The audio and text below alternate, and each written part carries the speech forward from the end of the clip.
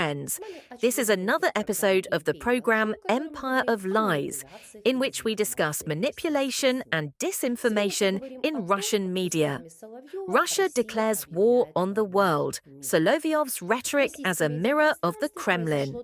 Something has happened in the Russian media landscape that even the most odious propagandists avoided just a couple of years ago. The word war has appeared on federal television. Vladimir Solovyov, the Kremlin's main mouthpiece, no longer disguises what is happening with euphemisms like special operation. Now it's openly war. And the enemy, according to him, is not Ukraine, but the entire NATO bloc. This transformation in rhetoric is no accident. It reflects the Russian elite's deep-seated awareness. The campaign in Ukraine has reached a dead end, and it can only be justified by expanding the threat horizon. Ukraine is too small to explain the tens of thousands of dead, millions of refugees, and economic collapse. Therefore, the entire collective West is declared the enemy, and Russia itself is cast in the position of a besieged fortress. The spectre of a second phase of war. Solovyev repeats the talking points broadcast directly from the Kremlin. NATO is allegedly preparing a second phase of the war against Russia. Europe and the United States, he claims, will not stop until they deliver a decisive blow to a weakened Russia. The usual horror stories are used: tanks at the Baltic borders, British and American intelligence agencies, provocations in the Black Sea, and even in Moldova. For a Russian audience, this should sound like a warning. War is still ahead. There's no time to relax. But for Europeans, it's a different kind of signal. When Moscow paints a picture of an inevitable global conflict, it is thereby admitting that its own resources are running out. And the only way to keep the population from becoming disillusioned is by mobilizing fear. Threats of escalation and nuclear blackmail. Solovyev's speech contains an open threat.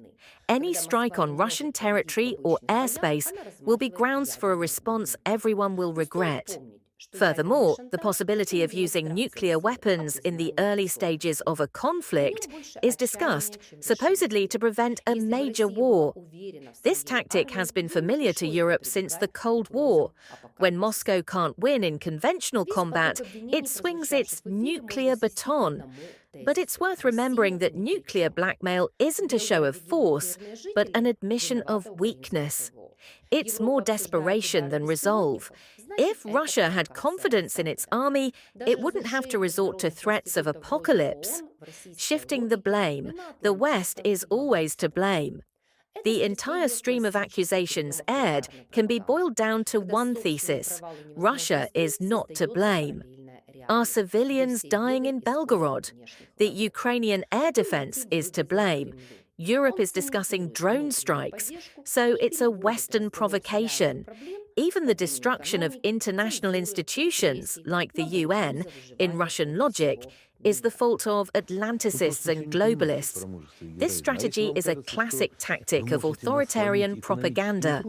When one's own failures cannot be concealed, a parallel reality is created where all troubles stem from external enemies.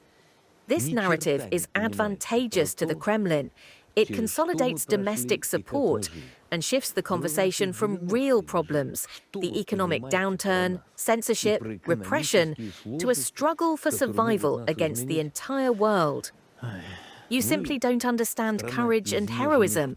And if you think you can break us with economic hardships, then you don't understand a damn thing about the Russian character. You burger eaters don't understand a damn thing about what we went through or how we lived. You didn't even live in our 90s. What do you understand about us? Or about the economic difficulties that can change us? You, a country of pampered ponies, don't understand anything about hardships. And who are the Russian people? Belgorod, the attack on the thermal power plant, the concert at the Philharmonic. Look, the power was cut off, people got out flashlights and illuminated the sheet music with their cell phones. But the concert didn't stop. That's all you need to know about the Russian character. You can threaten us, saying you can hit us anywhere. It doesn't matter. We'll get to you even when you're dead and rip your throats out. until you understand that fighting the Russians is the worst evil that can happen to you, and the greatest happiness and goodness is to be friends with the Russians. What does this mean for Europe? For Europeans, it's important not just to register these statements, but to see them as a system of signals. 1. Russia is officially taking off its mask. Now, in the public sphere, it's a war with NATO, not a conflict with Ukraine. 2. The rhetoric is becoming increasingly apocalyptic. The Kremlin is preparing the population for a long, exhausting confrontation. 3. Emotional outbursts about terrible enemies coexist with an admission of vulnerability. Russia fears losing the initiative, so it threatens to burn bridges. For Europe, the conclusion is clear. Moscow's threats shouldn't frighten or paralyze. On the contrary, they demonstrate that the strategy of sanctions, military support for Ukraine, and diplomatic isolation is working. The Kremlin is reacting hysterically because it feels pressure. You've been on the Empire of Lies program. See you soon.